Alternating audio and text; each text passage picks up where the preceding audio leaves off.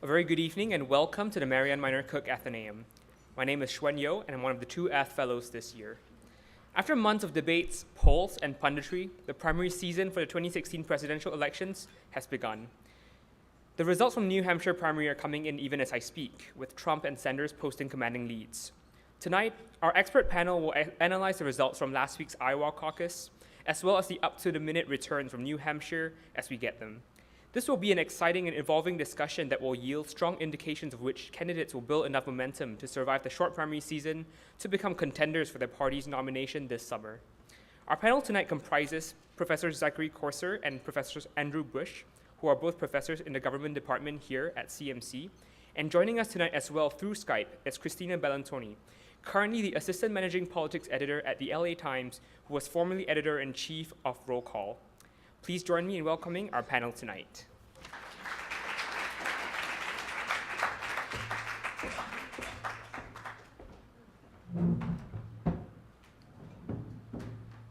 Well, hello. Good evening and welcome. I'm glad to see so many happy, shining faces out here on such an important night. CMC is, of course, the place for politics, and I'm excited to be here with you tonight to talk about the returns in New Hampshire. I don't know about you, but I've been following this race for I can't remember how long and been waiting for some kind of result for some time. So I'm both thrilled and it's kind of a letdown. When you wait for Christmas and all the presents are open, our Ath fellow just gave away the lead. I'm just kidding. In terms of what the results look like, but we're going to give you some analysis tonight. We're going to look behind the vote at some exit polling to try to interpret, what happened in this race and get some idea of what's coming next. Of course, the election, the presidential selection process doesn't begin and end with New Hampshire and Iowa. So we've already done quick introductions. Christina Bellantoni will be joining us from the LA Times newsroom about 7 o'clock. Of course, she's juggling a lot of things, as you quite imagine, trying to make some deadlines for tomorrow, but we're really happy to have her here with us tonight.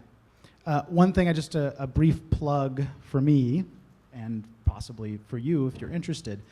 Tomorrow on KPCC, the Claremont College's Republicans and Democrats will be defending their particular candidates and talking about the New Hampshire primary and the results in Iowa as well. There'll be a program on Air Talk and KPCC tomorrow from 11 to 1 at Pomona College Rose Hill Theater in the Smith Campus Center. So if you want to view that live, apparently there's still spaces available. I'll be there, as well as David Menifee Leiby from Pomona College, and one other professor from Scripps College, and we'll be discussing the results from today. So if you're interested in that, tune in or come by. All right, before we start digging into the results themselves, it probably makes sense to give a little context and understanding for the role that Iowa and New Hampshire have played in our American presidential selection process. And for that, I'd like to turn it over to Professor Bush to give us a little background about how we should think about the results tonight moving forward. Professor Bush? Sure, thanks, Professor Corser. It's a pleasure to be here. Always a pleasure to eat steak at the Ath. I understand that we had a special Iowa steak tonight. That's what I was told by our esteemed chef, and also a New Hampshire dish. So we can look forward to, I guess, in a couple of weeks when maybe there will be. Yeah, what's good in South Carolina? I guess like South a Carolina. Poor boy sandwich, maybe. Yeah. All right. So. The New Hampshire primary has been important. It's been an important part of the nominating system in both parties since about 1948 or 1952 at the latest. Iowa became important much later than that, around 1976, when Jimmy Carter decided to use it as the launching pad for his candidacy. He was very not well known at all, and he needed to find some way of breaking through what was then a very large Democratic field, about the size of the Republican field this year, I think. And so he fixed on Iowa as the first caucus. And since then, candidates and observers have focused on Iowa as well. Sometimes the same person wins Iowa and New Hampshire. And when that happens, invariably, since 1976, they have actually won the nomination. That did not happen this year. In either case, on the Republican side, Ted Cruz won in Iowa. Donald Trump is now winning in New Hampshire. On the Democratic side, at least according to the official tabulations, I'll let any Sanders supporters out there challenge that if they want. But according to the official tabulations, Hillary Clinton won Iowa and now is losing to Bernie Sanders in New Hampshire. So the question is, which of these is more important? And the two states have a kind of rivalry going about which one of them is more crucial. If somebody wins one and somebody else wins the other, who has the advantage? And it turns out that there isn't much of an advantage either way. There have been 10 cases since 1976 in which there were split winners. One candidate won Iowa, another candidate won New Hampshire. And what you find is that in 4 of those 6 cases, the winner of Iowa went on to get the nomination. In 5 of the cases, the winner of New Hampshire went on to get the nomination. And in one case, which was the Democratic nomination contest of 1992, neither the Iowa winner nor the New Hampshire winner went on to win the nomination. That was, of course, Bill Clinton, who didn't start winning until later. So you cannot really look at the Iowa results or the New Hampshire results today over the past week and determine from that who the nominees are going to be. It's going to depend on a lot of things that happen going forward. Another question that is an important point of context is, why are the results so often very different in Iowa and New Hampshire? And there are a couple of reasons for that. One of them is that Iowa is a caucus state and New Hampshire is a primary state. For those of you who aren't too familiar with those terms, in a caucus, you go to a neighborhood meeting. Sometimes it's in somebody's home, sometimes it's in a public building, like a fire station or a school, and you meet with the people who are interested in your party's nomination, and you select delegates to a convention, maybe at the county level and then the state level. There are delegates to the national level that are allocated that way. But it takes a lot of commitment because you have to go to a kind of unfamiliar setting, and you have to be in a meeting that can last a couple of hours or more, and sometimes you even have to say something. And so as a result of that, the turnout tends to be quite a bit lower than in a primary election, which is just like a general election. You go into the ballot place, you cast your vote, and you're done, except that you're voting from just among one party's candidates. People are a lot more familiar with that. It's a lot lower commitment to do it. And so in Iowa, the turnout, depending on which party and which year, is usually somewhere around 5 to 10%. The turnout in New Hampshire is 25% or greater. So you have that factor playing into it. And demographically, they're just very different, especially on the Republican side. They're not quite as different on the Democratic side, but on the Republican side, just to give you a few examples, this year, or looking back to 2012 in the case of New Hampshire, because I haven't had a chance to see the exit polls this year from New Hampshire yet. But if you look at ideology on the Republican side, in Iowa, 40% of voters this year said they were very conservative. That's how they described themselves. In New Hampshire in 2012, it was only 21%, so fewer than half as many described themselves that way. In Iowa, 45% said they were somewhat conservative. In New Hampshire, another 32%.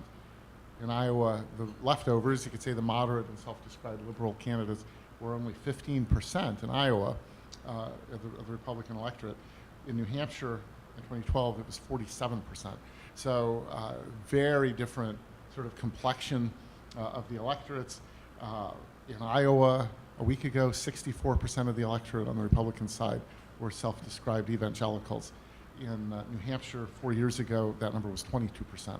So you have one of the most socially conservative states for the Republicans on one side in Iowa, and what is probably one of the least socially conservative states for Republicans in New Hampshire. voting within a week of each other, and it's not surprising that they often have different results. On the Democratic side, as I said, it's not quite as different, but in Iowa, this is kind of an interesting fact. In Iowa, there are actually more people who are self-described liberals or very liberal voters than in New Hampshire on the Democratic side. So you ask, well, why is it that Bernie Sanders is doing better in New Hampshire than in Iowa? Part of the answer to that is that in New Hampshire, independents get to vote and do in very large numbers, and not so much in Iowa. So the parties have a little bit more control. The establishments have a little bit more control in Iowa than in New Hampshire, where sometimes half of the electorate will be independents, and you really don't have any control over where those folks are going to go. Yeah, that is an important point to make about the tenor of the caucus versus the primary, is that in New Hampshire, it's an open primary. So if you can be an independent, you have to choose a ballot. You can't vote in both. But once you do, you can choose Republican or Democrat. It's not a problem. And just over 40% of the New Hampshire electorate does not register as part of a party. They're independent of party. So that's going to play into the results that we talk about tonight as well. One other thing that I wanted to do is just take a really quick look before we go over to Christina at the up-to-the-minute results right now. So if we could have the results put up here and get a look at exactly what... so we've got 41% in right now as we live and breathe. And what can I say? He is a winner. Donald Trump, he's coming in at 34%. And John Kasich, coming in at 16% in second place.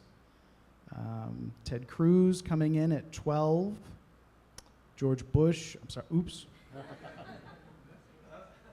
I mean Jeb Bush, coming in at 11%. And then Marco Rubio, squeaking in here at 11. Could we scroll down just a little bit, please? Or scroll, there we go. Keep going, keep going, keep going. Stop. Christie at 8%, Carly Fiorina at 4%, and then Ben Carson, 2%. So not exactly a photo finish there. Let's go over to the Democratic results. Very lopsided victory for Bernie Sanders with 41% in. Bernie Sanders winning, leading the way with almost 60%. Huge margin of victory. And Hillary Clinton at 38%. So, Jess, do we have Christina? Okay. She's just calling in now. Okay. There she is. We have her. We're just connecting with Christina. Hope. Can you hear me okay? Yeah, Give me we a can hear thumbs you and up we can if see you you. can. Terrific. Hi, can you see us? Yes. Oh, wow, you're walking around the newsroom. I love this. So everybody, we've already introduced Christina Bellantoni. As I said, she's a former editor-in-chief of Roll Call, major publication on Capitol Hill. She was also the politics editor for the CBS NewsHour. She's currently the assisting manager editor at for politics at the LA Times, and we really appreciate you taking some time out to talk to us. And since you're right here, I love this, right in the newsroom, we can see the screens and everything. Can I just ask you a sort of a question about what you're doing tonight, how you're covering the story? How does a journalist cover, the New Hampshire primary? What's your day look like? Sure. I will say a couple things. One, I have an echo, so forgive me if it's sounding bad. You sound great. We apologize if we sound bad. So I think your question was, how do you cover the New Hampshire primary effectively? Yeah. And what I love this. I have to say, if I look like I'm in a good mood, it's because I am. This is a ton of fun. This is why I do what I do. Right now, as you could see as I was walking, I've taken the laptop. I'm sort of in a corner of the newsroom trying not to disturb everyone because Donald Trump is giving his victory speech right now, and people are sort of furiously paying attention to it. People are writing posts. We're capturing video. We're live tweeting. That's sort of what it means to be a modern newsroom these days. It's not just one quote that you put in one print story that lands in somebody's driveway the next day. So we're sort of managing all of that, and it's a dynamic effort. And What's fun about the New Hampshire primary is that it's an all-day effort. We have 6 reporters on the ground there, and so all day we're capturing feeds as they're going to the polls and as they're talking to voters, and that's been really fun. We run something called Trail Guide, which I will point everyone to. We do it every day. It really gives you a flavor of what's happening out there in the country, but also with a strong California focus, because that's what we're doing here at the LA Times with My Politics Project, is paying as much attention to that as possible. So if you were reading today, you would have seen the political tourists who came from California to hang out in New Hampshire and see Chris Christie, or a lot of focus on Carly Fiorina because she's our hometown person. And Bernie Sanders, in his victory speech just a few minutes ago, said he was going to take the campaign from Maine to California. So I hope your next question is, will the June 7th California primary matter? It was not exactly my first question, but we can get there. Actually, the first question I had, I think, I don't know if it's a surprise, but maybe a surprise for Kasich coming in at number 2. Kasich right now is at number 2 in New Hampshire with 41% of the vote in so far. Question I have about Kasich is, given our front-loaded system and the fact that he really doesn't have a lot of money on hand, is it possible for him to build momentum going into Super Tuesday in March?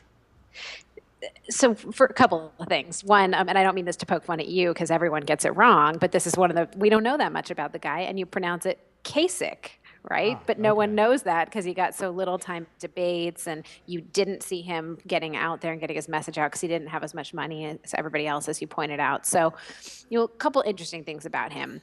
He actually has a lot of establishment support. He has support from within Congress. He's a former member of Congress. He worked in Washington. He understands sort of the Washington game, but he also has that executive experience that all of the governors have liked to talk about.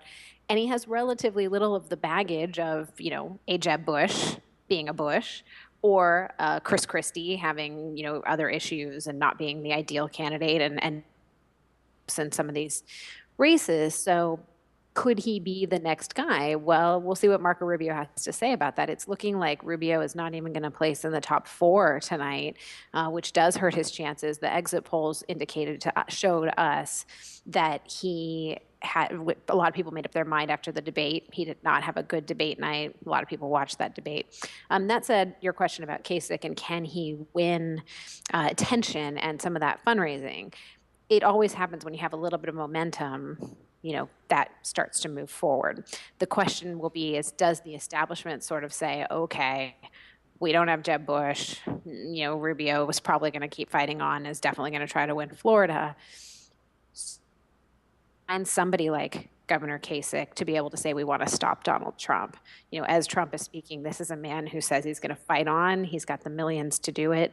And, if you're going up against a governor with not that much money, that's going to be a big challenge. But it's one contest. And, if you think back just to 2012, you had Rick Santorum, who was sort of at Mitt Romney's heels first in some of the Southern conservative votes, or, with the more evangelical voters.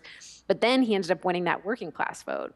But then there was Newt Gingrich out there who was like the other establishment guy who was actually getting a lot of attention. So, could this end up being the same dynamic? I think we really need to see what happens in South Carolina, which is going to be a big primary for these Republicans. A lot of, really conservative voters show up there. And then the Nevada caucuses where Rubio could make a very strong play. Looking at the exit polling, looking at Trump's victory, sorry if you can't hear me very well. But looking at Donald Trump, looking at his exit polling, looking at his support, was it primarily independents that were voting for Trump, or was it Republicans that were voting for Trump? Well, it was a lot of both. It looks like one of the things that's unique about New Hampshire is that if you're a non-declared voter, as they call their independent voters, you can walk into the polling place and say, okay, I feel like taking a Democratic ballot, or I'm going to take a Republican ballot, which a lot of other states don't allow. So we were talking to a lot of voters who actually were sort of, well, I might back Trump and I might back Bernie Sanders. They're as different as they could be, but they're actually maybe so far apart it starts to bend toward the top, I think. And we've done a few stories about that. There's a lot of voter anger out there. So what we saw is that the most liberal voters on the Democratic side showed up today, and new voters showed up, but very liberal voters. And then on the Republican side, we saw it's, conservatives, it's a different type of conservatism in New Hampshire than it was in Iowa, but a lot of independents, and also a lot of sort of I used the term political tourists a few minutes ago, almost in that people that aren't necessarily regular diehard voters, but they came back out to the polls. They voted before, so they're not first-time voters, but they're showing up again because they're interested in this race. And I mean, he won decisively. Yeah, he did indeed. And speaking of Bernie Sanders, let's go ahead and turn over to the Democrats now. Can Sanders actually win the nomination? And the reason I ask that is for a number of reasons. One, the position of the superdelegates, for example, and the party elites, would they ever allow that to happen? And secondly, if Hillary really does flounder, is there a chance we could see another candidate enter that race, such as, I don't know, the vice president? So I think you said, what are Sanders' chances of winning the nomination? But then is there a chance another Democrat would jump in? Yes, if he looks like he's going to be the nominee. You know, people have underestimated Bernie Sanders, including myself. I might have even said when I was there a few months ago that I didn't think he had much of an ability to capture the nomination. The field starts to change. South Carolina, not only does Clinton have a pretty strong lead now, she tends to have a better showing with those types of voters, particularly African-American voters at this moment. You know, we were just watching the Sanders speech. He had, 3 African-American people behind him at his rally. Clinton had all white people behind her. Now, New Hampshire is 97% white. So that's, it's not like the stagecraft is really significant there, but he's sending a message.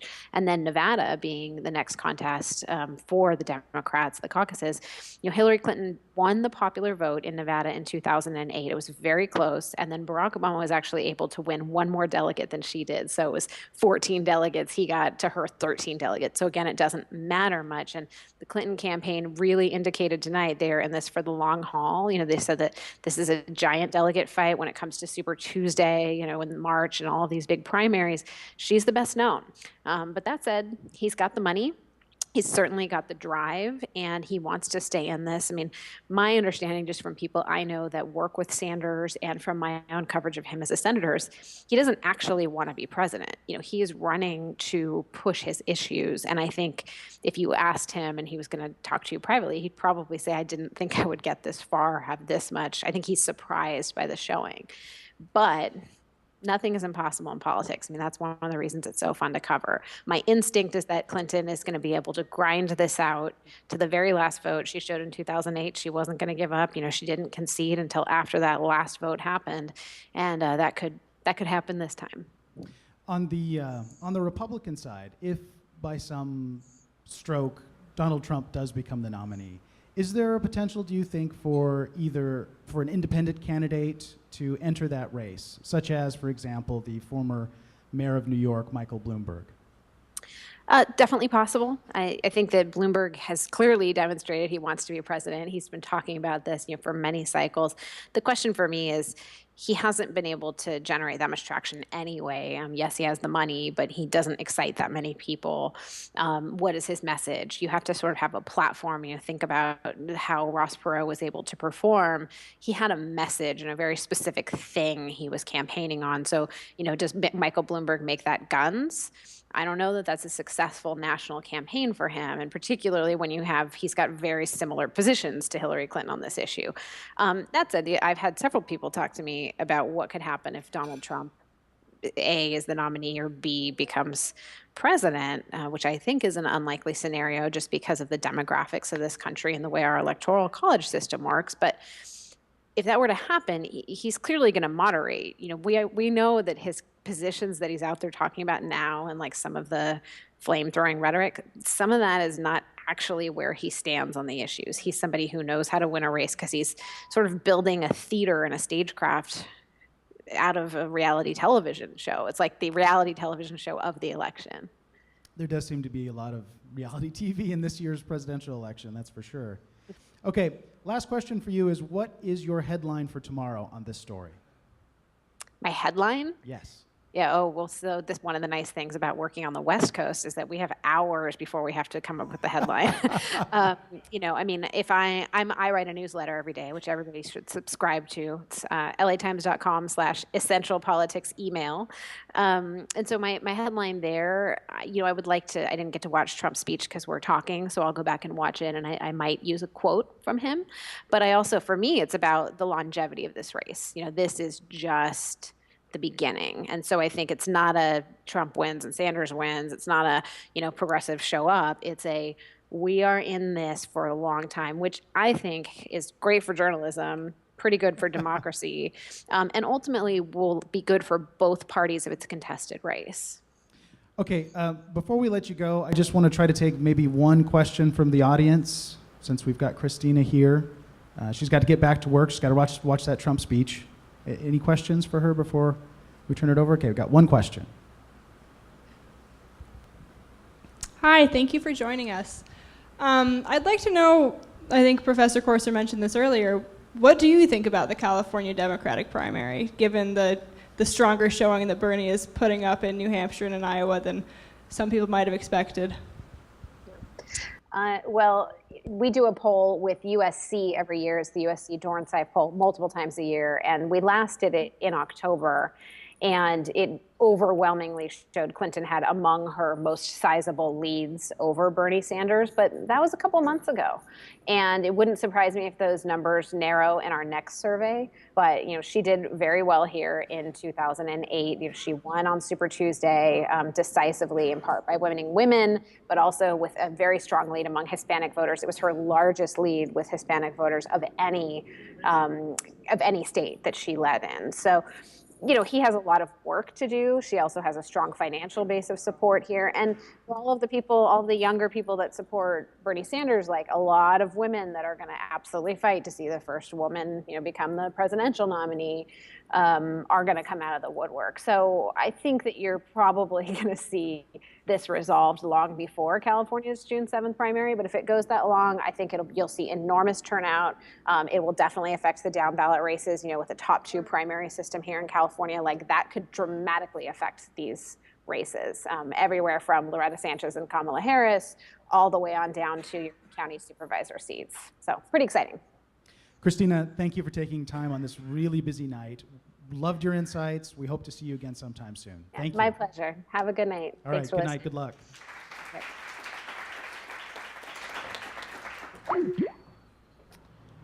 All right. Well, let's tuck in here to talk a little bit about this race and look into the PowerPoint slides again. And look at a little bit of exit polling. So this was taken from CNN. We all know what an exit poll is. Maybe it's worth describing, though, for those of you who don't know. Pollsters will basically camp out outside of polling places. And so people will go in, they'll vote, and then they'll try to bring you over to answer a survey to get an idea of, well, first of all, who you voted for, but also why you voted, to get a better sense of, are these Republicans, are these Democrats, are these independents, what issues motivated them, when did they make up their minds, so we can get a more nuanced understanding of why we saw the election results we did. And I've got results here from CNN's New Hampshire exit polling from today. So looking at the Republican Party, most important issue for voters tonight, number one was jobs and the economy. Number two, government spending. Number three, terrorism. And right at the bottom here was immigration at 15%. Looking at Fox News's exit polling and going back to this question about independents and how independents were voting. I don't know if I'd call it overwhelmingly, but a plurality of independents broke for Trump on the Republican side. And I'd have to say that's not terribly surprising. We'll dig in a little bit into who Donald Trump voters are to get a better sense of who's showing up and voting for Donald Trump. But John Kasich coming in, Kasich. By the way, I know John Kasich. I worked with him on Capitol Hill, and I don't know how to pronounce his name. Jeb Bush coming in at number 3. Something to say about Jeb Bush, though, and Professor Bush, maybe you can just comment briefly on this.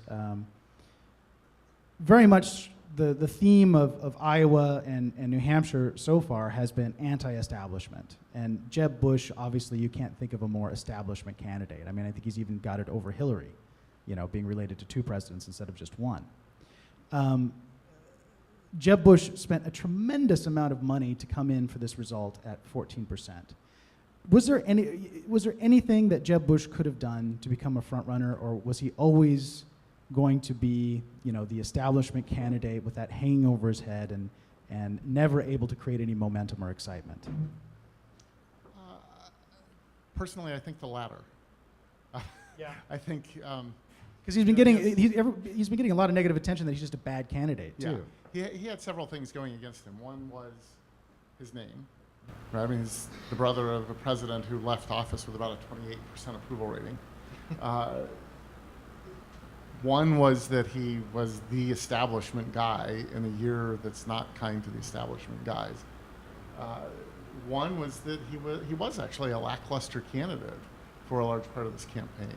Didn't really seem to have his heart in it in a lot of ways. And seemed to have a little bit of a sense of entitlement that this should just fall into his lap. And clearly that was not going to happen. So, other than that last point, which he could have adjusted, right? Those are not things that he had a lot of control over. And so I think, we were talking at the table a few minutes ago about how there have been families that have produced 2 presidents, but no family has ever produced 3 presidents. And I think that might be a line that most Americans are not willing to cross. And that's something that is a problem for him no matter how he campaigns. Yeah, that sounds right to me. And then Ted Cruz, as far as independents go, coming in at 13% with Fox News exit polling. Looking at a few other exit polls to get a sense of how people voted. Those people who answered who was the best candidate among New Hampshire Republicans, who was the best candidate to handle the economy, it was Trump. Trump with almost 40%. It seems clear that voters are associating Trump with this notion of financial ability and his ability to control the economy. An even wider margin amongst New Hampshire Republicans prefer next president be a political outsider. 57% Trump. Huge difference there.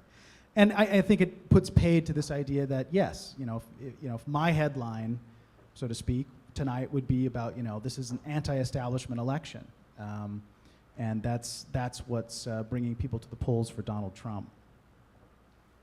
Looking at independents, we already looked at that. Okay, let's talk a little bit about who Donald Trump supporters are.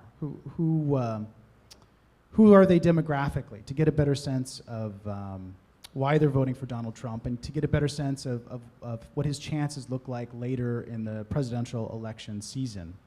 So this is from a poll from August. And you have to keep in mind that polling, particularly in Donald Trump's case, is a bit of a moving target. The picture of Donald Trump supporters in August is going to be a little different than today. But I think this is useful and telling in a few ways. First off, you might remember not that long ago in 2010, the last anti-establishment movement in American politics was the Tea Party movement. They disrupted a number of Senate primaries, you might remember. They certainly gave a lot of headaches to John Boehner in the House of Representatives, but that movement has faded somewhat since 2010.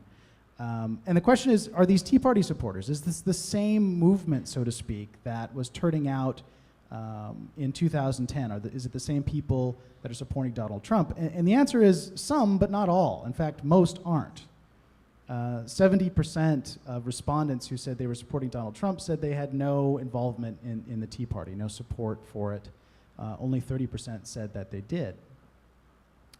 Another talking point about Trump supporters is their relative lack of education. High school or less, 51%, college or post-grad, 19%. Income as well tend to be lower down the socioeconomic scale.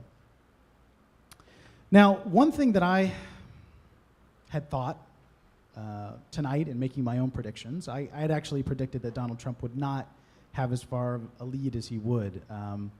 And Professor Bush, I'm curious, before I go into this slide, what you thought was going to happen tonight. No, I agree. My view was that he underperformed in Iowa relative to the polls previous, and I thought probably the same thing would happen in New Hampshire, and it didn't. And I think that probably one of the explanations for that is actually the difference between caucuses and primaries. That if you're talking about voters who have a little bit of experience voting, but they're not really regulars at voting, they're not really that politically engaged, voting in a primary is a lot more comfortable. It's a lot more familiar than voting in a caucus. So I think that probably explains the fact that his actual vote in this primary was pretty close to what the poll said it was going to be, even though his vote in the Iowa caucuses was quite a bit less than the poll said that it would be. This is taken from the New York Times, based on, this is from an article on December 31st of last year, based on polling from the middle of August. And what's interesting about this is a polling company, Civis Analytics, which is run by a former Obama staffer, wanted to compare people who said they were supporting Donald Trump to what they actually registered as in their states, to see, are these Republicans, are these independents, are these Democrats? And only 31 states allow you to register by party. So this is a limited survey, but it gives an interesting result. Comparing Trump supporters to their actual registration, which is, a ticklish issue for a lot of reasons we can talk about. People change their minds.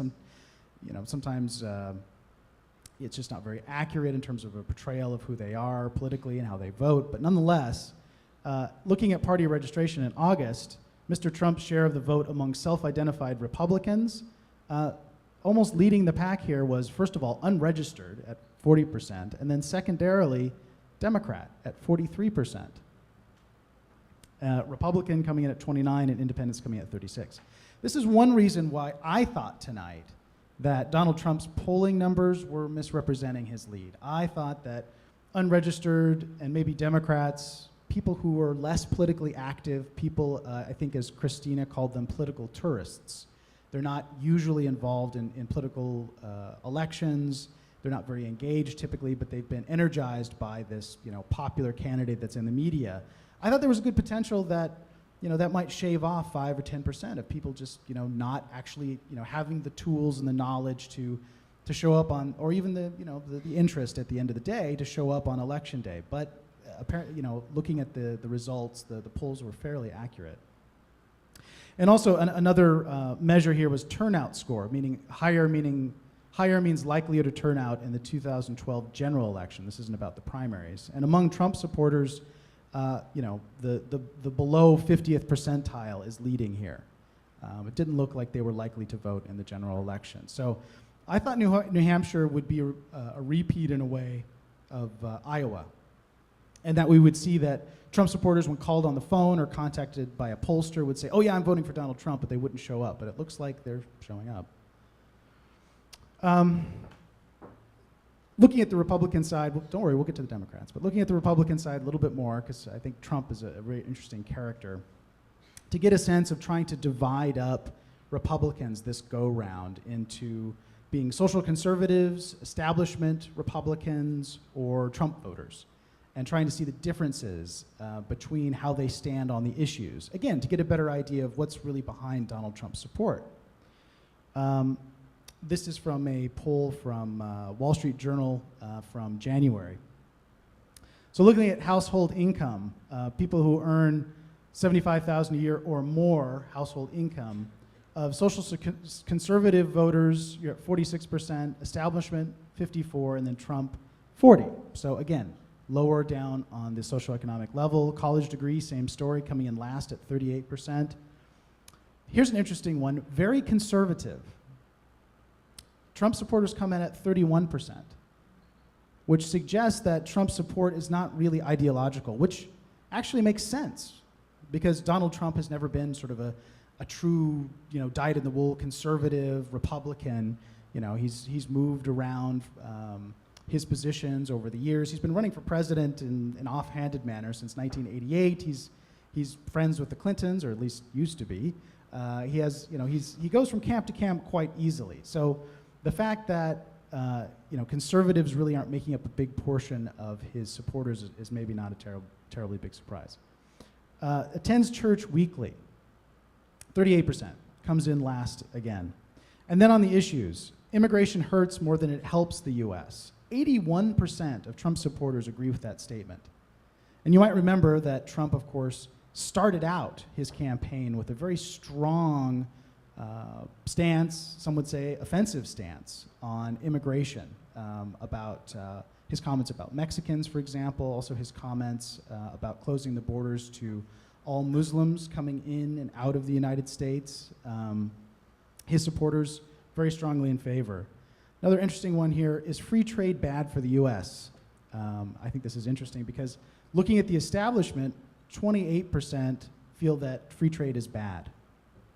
55% of Trump supporters think so. You know, this is a big difference between, say, Jeb Bush and Donald Trump, their positions on free trade, and we could say a few other things about, you know, the picture that we're building here of a Trump supporter. Okay, before we get into talking about the Democratic primary, I wanted to say a few words about superdelegates. I wanted to give Professor Bush a chance to weigh in a little bit on how sustainable do you think the Trump candidacy is beyond New Hampshire? Can he actually continue to build support beyond New Hampshire? Well, I think he can certainly continue in the race for as long as he wants to be. And I think he will continue to get anywhere from a quarter to a third of the vote, pretty much anywhere he goes. I tend to think that his ceiling is somewhere around there. If you look at polls of Republican primary voters nationwide, you know, he has the most number one choices, and he also is the one with the most number of people who say they would never vote for him. Right? So he's you know, people love him or they hate him, and that I think puts a ceiling on his vote totals. So how far he gets to go, or how you know, what he makes of those vote totals, is going to depend on how many different ways the other 2/3 to 3/4 of the vote is split. Right. So if you see today in New Hampshire, there were a multitude of other candidates, some of whom got almost nothing, but many of whom got 8, 10, 12% of the vote. And as long as that's continuing, as long as that doesn't shake out somewhat, he can continue to win primaries with 25% or 30% or 35% of the vote. Some of those candidates are going to drop out. But I think, you know, even going into Nevada and South Carolina, maybe even as far as Super Tuesday in the South, there are going to be a significant number, a non-trivial number of people who are splitting up that other 65 to 66 to 75% of the vote. And I think the problem in a way is that all of those candidates down there, whether it's Rubio, Kasich, Chris Christie, who may not be long for the world, but of politics, you know, Jeb Bush, any of those guys, they've all basically laid off of Trump because they think that their avenue to success is to knock all the other people in that tier out. And so they've all been squabbling with each other and leaving Trump alone. And I think as long as that happens, this could go on for quite a while, where nobody sort of reaches a point of having an advantage in clearing the field, you could say. If any of them were to ask for my advice, and of course none of them actually do, if any of them were to ask for my advice, I would say if you're down in that, what I like to call the rugby scrum of, you know, it's kind of second-tier candidates down there, if you want to break out of that, go after Trump. Because going after each other is not getting them anywhere. They're going to make their name, if anyone does, by making it clear that they're the alternative to Trump. And they're only going to do that by actually going after Trump. So we'll see if that happens coming up. But that's what I would tell them. Let's turn the page and talk a little bit about what's coming up for the Democrats, Hillary Clinton and Bernie Sanders. So one important difference between the Republican process of selecting delegates and the Democratic Party's process of choosing delegates is that the Democratic Party weights their delegates in favor of the party establishment by privileging elected party members, by privileging people who are elected to Congress and other offices to be what's called a super delegate. You'll hear this word more and more as we wade our way into the election season. So the purpose of the superdelegate at the very beginning was to try to give the Democratic Party more electable candidates. And what do I mean by electable? I mean ones that will appeal better to the electorate. In 1972, Senator George McGovern became the nominee for the Democratic Party, and it was a pretty disastrous loss to Richard Nixon. And the party grandees got together and thought to themselves, well, we really need to think of a way to moderate our choices. We want to be very inclusive of our electorate, our party members, but at the same time, we want to try to balance things out because we want a more electable candidate come the general election. And so this is where you get superdelegates from. And in 2015, we have something about 700 or so superdelegates, 712. You'll see polling of these superdelegates regularly. And part of the strategy of Democratic candidates for the presidential nomination is to try to nail these guys down, to say, I need you to tell me, Betty, that you're going to support me come the convention. And so the delegates say, okay, I swear, I promise. It's not binding, though. But that's the idea, is you try to tie them down as much as you can. They can still shift, but the idea is you try to tie them down because you want to try to weight these delegates in favor of your candidacy. Going back to 2007, December 2007, when Hillary Clinton was running last time around, she had secured about 169 superdelegates. Obama had secured 63, and John Edwards had secured 34.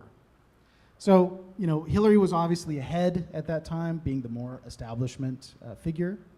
But moving ahead, the Associated Press did a survey of the current superdelegates looking forward to 2016. And you can see that Clinton has managed to sock away 359 superdelegates as of November. Now, just a couple, things change fast in politics. That could change very quickly. But she currently has, and Sanders had 8, she currently has a 45-to-1 advantage on the superdelegates, which I think is really telling in terms of where the party establishment sits on this. And I think the party's interpretation of Bernie Sanders' electability is going to be a very important consideration going into the general election. And I think it's really interesting, too, to figure, I don't know, this is a question for Professor Bush as well. I'm kind of struggling with when Christina says to us that, if you ask Bernie Sanders, he says he's just there for the issues. This seems to be getting really serious. Do you see Bernie Sanders being a serious contender going all the way to the general election, or at a certain point is he going to head back to Perkins, order a couple of flapjacks, and call it a day? Well, I think I would agree that he likely got into the race not expecting to be actually competitive for the nomination. However, that's a different thing from saying that he wouldn't take it if it were offered. Right? And I think, I guess my view is he's going to run this as far as he can. He has a set of goals that he wants to achieve. He's going to achieve them better as president than as a former presidential candidate. He's already pulled Hillary Clinton to the left, which was, I think, his original goal. But if he has a chance to get the nomination, I don't think that he step aside at that point.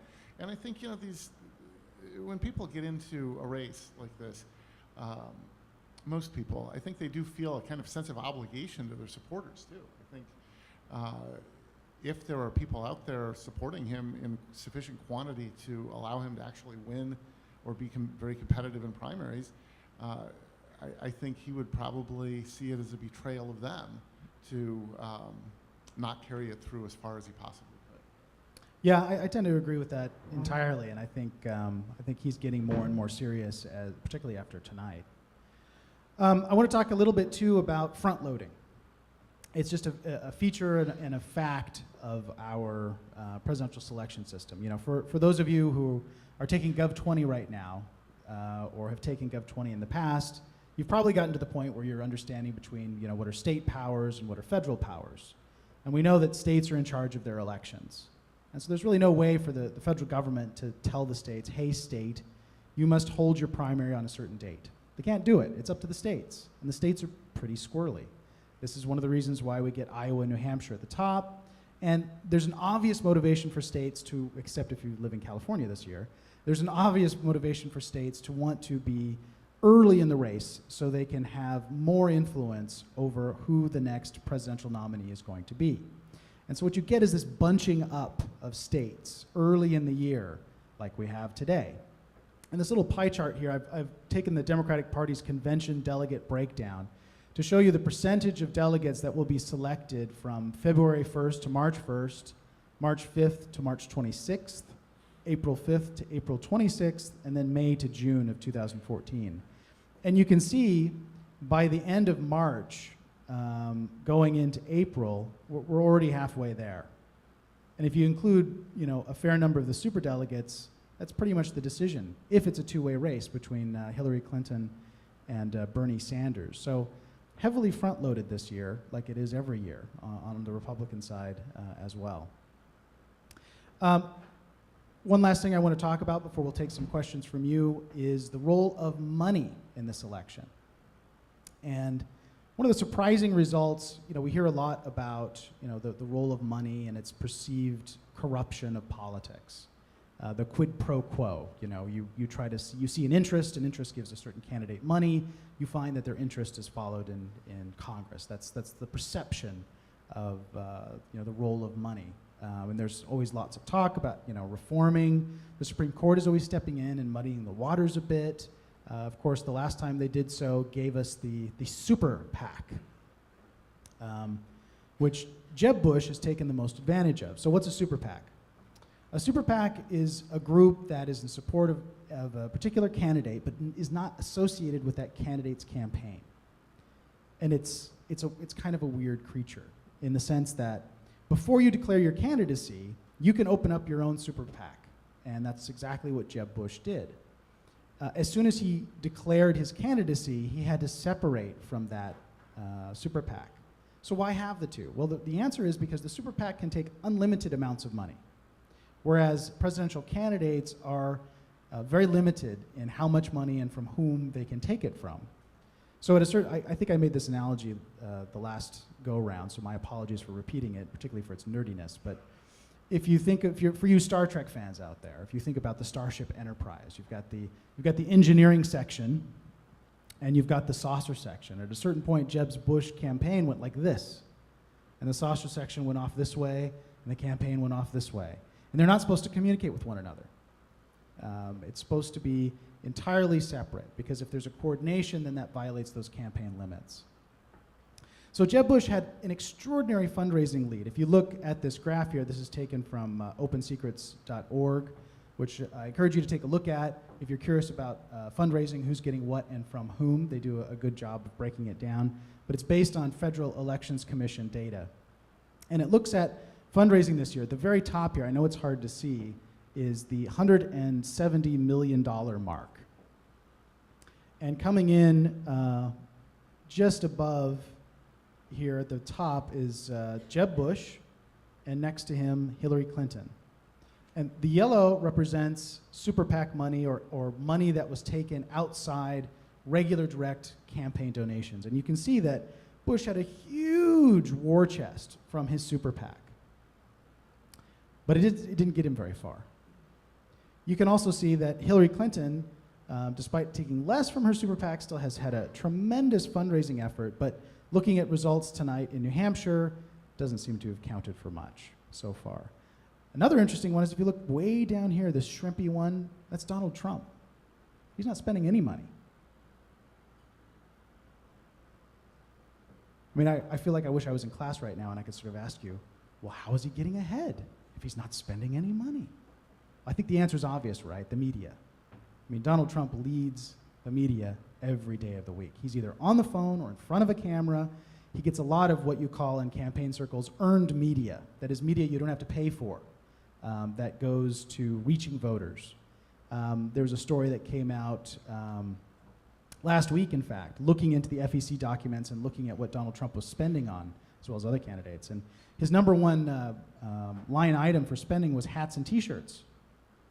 I mean, that was another reason why people thought tonight, you know, if he's not spending on grassroots organization, if he's not spending on consultants, if he's not spending on all the particulars that are required to get elected, maybe Trump, you know, will not show up on election day. His voters won't show up on election day, but they did. But he's not spending any money. Can you imagine how little money Trump is putting out for the result that he's getting, particularly compared to, again, Bush and Clinton? So the establishment is definitely on the run, but this is a really interesting result in the sense that it is for, sorry about that, it is for, if not the first time, then the first time in recent memory where you can really say that money doesn't buy elections. You can see that there's a lot of money that's gone by the wayside in support of establishment candidates that really hasn't had a big result as a consequence. Any last comments about fundraising before we turn over to some questions from the audience? Yeah, just a couple of things. The first thing is I would just reiterate this point that you need money to be able to run a campaign to some extent, but money does not buy elections. If you don't have a message that resonates with people, you're not going anywhere. And if you don't have some skills as a candidate interacting with people, if you don't have something to say that people find inspiring, you can have a lot of money and it really doesn't do you that much good. So I understand why people are concerned about money in politics, but I guess I would advise people to chill a little bit when it comes to that, because you know, frankly, it's not everything. And if you're a good candidate who has something to say, you can beat money, as we've seen, you know, this year so far. The other thing that I would say is, just briefly, the front-loading issue is, I think, somewhat mitigated by the new campaign finance system. It used to be you would have heavy front-loading, someone would win early, everyone else would not be able to raise money, they would have to quit, and the race would be over within a month. And what you have now is a situation, and I know a lot of people out there hate Citizens United and they hate super PACs and all of that, but one of the points I would make about them is that they do allow candidates to stay in the race longer than they would otherwise have been able to, and they allow the debate to continue longer than it would otherwise have done. And I think that's a good thing. I don't think it's good when you have a presidential race and you know who the winner is after a month already when there are 5 months worth of primaries.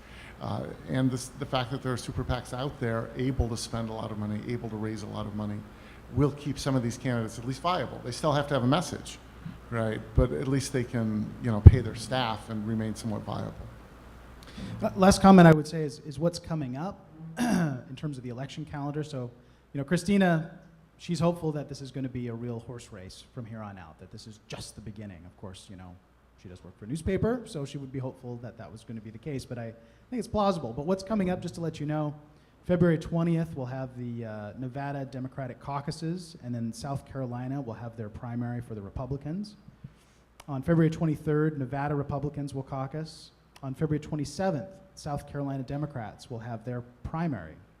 And then we have what's called our Super Tuesday this year, which will be March 1st. We'll have 14 different states deciding on the Republican and Democrat nominees. We'll have Alabama, Alaska, Arkansas, Colorado, Georgia, Massachusetts, Minnesota, North Dakota, Oklahoma, Tennessee, Texas, Vermont, Virginia, and Wyoming. So it's going to be a big day, probably the next big day coming up after the New Hampshire primary. So with that, I'll thank you for your attention and turn it over to the audience for questions.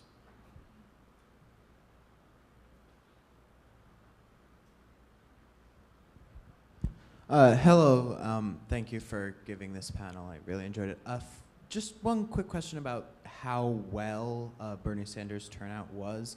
Do you think some of that boost over what happened in Iowa, if at all, is due to it being so close to his home state?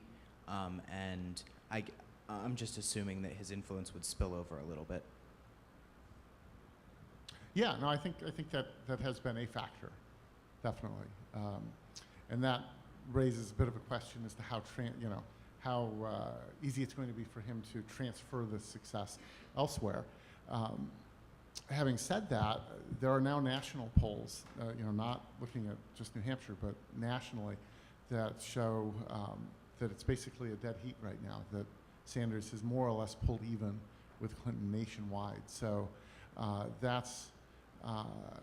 so I think the proximity of New Hampshire to Vermont probably helps to explain the margin, but I wouldn't go too far in that explanation.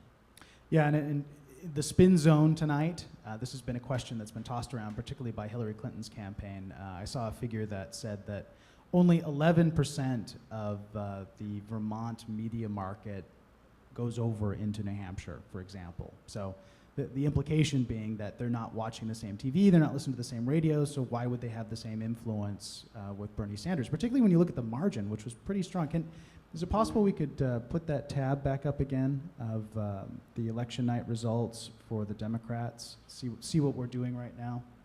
So we've got 66% in, and Bernie's winning with 60%. That's huge. I think that's really hard to explain just saying that they're neighbors. But I think watch the Clinton campaign.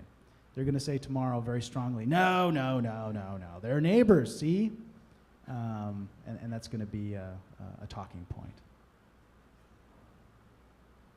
Hi, thank you for your commentary tonight. I had a question about the Democratic Party's nomination process and different aspects that, in a way, seem to be contrary to much of the rhetoric that's used. By that I mean, in Iowa, there's a very complicated caucus process with almost 11,000 delegates total between county and everything, and the fact that it's not just a secret ballot at the end, that you have to bring people in, the fact that you have super delegates again, and the fact that the DNC is heavily regulated debates, all that kind of seems to go contrary to the Democratic Party's platform of inclusivity and of bringing everyone together as they squirm every time that a voter ID law is proposed. How do you see this faring out, like maybe in the future, in maybe future primaries, and the fact that it might change as more outsider candidates are considered? And if you have any other thoughts on that. Well, I'll start to take a stab at it and go back and talk about the fact that the Democrats have had a very difficult history with their primary process that dates back to 1968 and the Chicago Convention. At this point in time, there was still a lot that went on at the convention to decide the nominee. There were still primaries, there were still caucuses, but the party held a lot of power to decide who the nominee was going to be. And in that year, I think we should know that, in 1968, the Vietnam War was going on. Lyndon Johnson, the incumbent president, after losing New Hampshire, decided to drop out of the race. Vietnam became an overweening factor in the campaign, and the youth were incensed at the Democratic Party and wanting the Democratic Party to move to end the Vietnam War, supporting candidates, the youth supporting candidates that wanted to do so. There were riots in Chicago because the party stepped in and basically ensured that the vice president, Hubert Humphrey, would be the nominee. And there was a feeling that, we're not listening to our average voters after 68. Of course, Humphrey loses. And going into 72, between 68 and 72, there was something formed called the McGovern Commission that was headed by, guess who? The next nominee, George McGovern. And there was a lot of thought put into how they should reform their process. And I think it was good intentions for the large part in terms of trying to structure in an almost quota system who would show up and who would be counted amongst delegates to try to moderate, for example, the representation of minorities and women, for example. Well, that didn't work out very well because they felt they got too liberal a nominee in 72. So after that, there were further reforms that stepped away from certain quotas, that added the superdelegates, and we've got this sort of cumbersome calculus now that is the Democratic delegate selection process. And there's a reason behind it. it's meant to be more inclusive. It's meant to have. It's supposed to allow the party more ability to bring in people who would be, otherwise unrepresented. These kinds of ideas, et cetera, et cetera. But the result has been admittedly confusing. And I think in 2008, watching the race between Hillary and Obama, for example, I think people were frustrated when Hillary would win a primary by a significant margin, and yet her delegate numbers didn't seem to go up very much. This seemed to drag on continuously, and I don't know that this election year will change that. If Bernie Sanders becomes the nominee, perhaps. But it's a good question, and it's a complex system to get to know. Yeah, I guess I would just state there are changes from time to time in systems, but there's a lot of inertia. And so the changes usually happen when there's a kind of a fairly well-organized political movement and they feel that they've been gypped. Right, that's kind of what happened after 1968.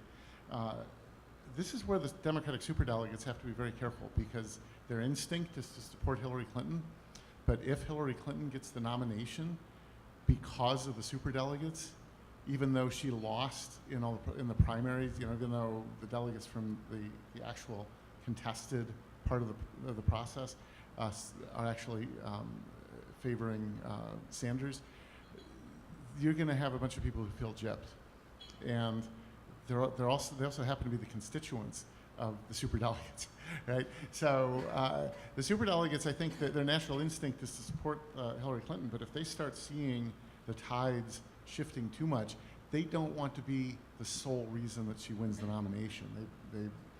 They want to be adding to her margin, not being her margin. Otherwise, you could see a drive for an additional shakeup in the rules later. Hi, thank you so much for your talk tonight. I was wondering, because millennial, and especially millennial conservatives today, are much more socially liberal, are much less interventionist as current establishment and far-right Tea Party Republicans are, just kind of where you guys see the Republican Party going, if you think there will be a split and kind of break off into more parties, or what's going to kind of happen to the party. Thank you so much. Well, that's a good question. I think it's unlikely that it will lead to multiple parties for very long. It could, there could be some point at which there's a third party that comes out of it or something like that. But the American electoral system is not kind to third parties as a long-term proposition. Just because at the congressional level, it's basically single-member plurality districts. In the Electoral College, every state but two base their Electoral College allocation on winner-take-all. So I don't think that there would be a third party that would last very long. But I think what you are going to see is some gradual adjustment by candidates. And you see this a little bit this year on social issues. It's not a radical adjustment, but John Kasich, for example, has been, he doesn't personally support same-sex marriage, but he's made comments that indicate that he can kind of live with it. And I think what you see also among the Republican candidates who tend to be more socially conservative is that I don't think that they think they're going to refight that battle. I think that what they're doing is now refocusing on the issue of religious freedom and saying, look, if gay marriage is going to be with us, then at least people of faith who cannot in conscience support it need to have their consciences respected, right? They can't be kind of coerced into that or into financing abortion or things like that. And that's an area where I'm not quite sure how that will play out with millennials, but it is a kind of libertarian argument. It's not a coercive argument. It's an anti-coercive argument. And so I see them kind of shifting in that direction on those sorts of issues. I'd add to that in talking about the Republican Party. I don't foresee a breaking off into a third party, but I would say this, and in particular I would say this about Trump supporters, that immigration is at the fore of Trump supporters and why they support Trump. And I think he has on his worst days, he has a rather nativist appeal to him about excluding non-Americans from the United States. And I think he appeals, frankly, to a darker side of the American psyche. And I think if other Republican candidates are unable to repudiate that and marginalize Trump, I think it's a threat to the future success of the Republican Party, both demographically and otherwise. I just cannot see a Republican Party that's as strident on the immigration issue as Donald Trump surviving beyond the next 8 to 12 years.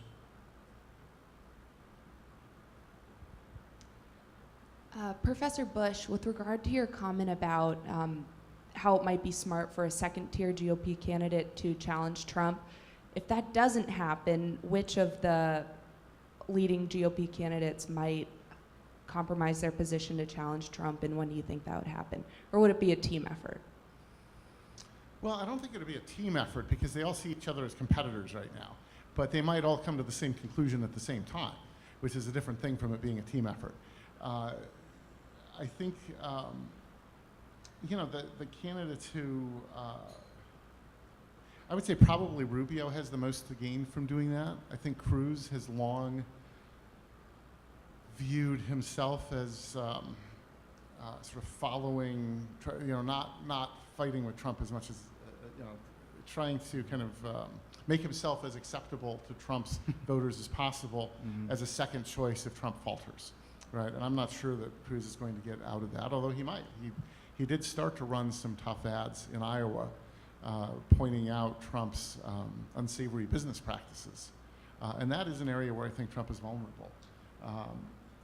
He's making this argument that he's going to fight the big guys, he's going to fight for the little guys, but you know, he's foreclosing on the little guy, little old ladies, so he can build parking lots for limousines, and Cruz began hitting him on that. So he might do that. Rubio, I think, has something to gain from it, and Kasich has already done it. He actually did do it a little bit, and I could see him, especially now that he can lay plausible claim to being one of the 4 finalists or something like that. He could very easily go after Trump at this point. So I think any of them could. I'm not sure which of them will, but their time is running out. I mean, someone's got to do that soon, or they're just going to spend the next 2 months killing each other, and Trump will be picking up the pieces. This will be our last question. So I know, Professor Corser, you have some previous work in this area, and we've already spoken about it. After seeing the rise of Ted Cruz in Iowa, but we spoke about the relative inabundance of Tea Party movement supporters who support Trump. After seeing how well this movement has done in 2010, how would you see this movement going forward in this election? How do you see it affecting or not affecting this race at all, considering Cruz seems to be on the downturn after this event, and Carson seems to be on the very downturn after this event? So the evangelical voters in the Tea Party, how do you think that's going to affect in the next few months? It's a good question. I'd say this. I think the Tea Party movement in 2010 is pretty much dissipated. I would say that you're right to point out Ted Cruz, because of course he got himself elected to the Senate, basically calling himself a Tea Partier, and was in that milieu that year. But in thinking about the Tea Party, and the thing that the Tea Party that we've inherited from the Tea Party, so to speak, is a dissatisfaction with the establishment. As inchoate as that sounds, for instance, I mean, like one big instance, in terms of thinking about the right, thinking about Donald Trump supporters, and thinking about Tea Party. The Tea Party was obsessively focused on issues of government spending, debt, the mortgage crisis, issues that were extremely proximate to the 2010 election. When it came to social issues, they weren't interested. They just weren't. If you looked even at evangelical white Christian voters who said they were Tea Partiers, they put abortion like 4th or 5th down the list of the most important issues in the 2010 election. They weren't focused on other issues. And now immigration has come forward. Now I know immigration has a component to it that is, affects the economy, and I know that people who are, at the very bottom of the socioeconomic level tend to be the most negatively impacted by, immigration policies that tend to open the borders more than others. So that might explain some of the Trump phenomenon. But I think the thing that America's political elites, I think the chickens are coming home to roost. It's not exactly the Tea Party movement, but I think something that I've observed about the Tea Partier is exactly true on both sides, Republican and Democrat, that the electorate is sick to death of America's political elite.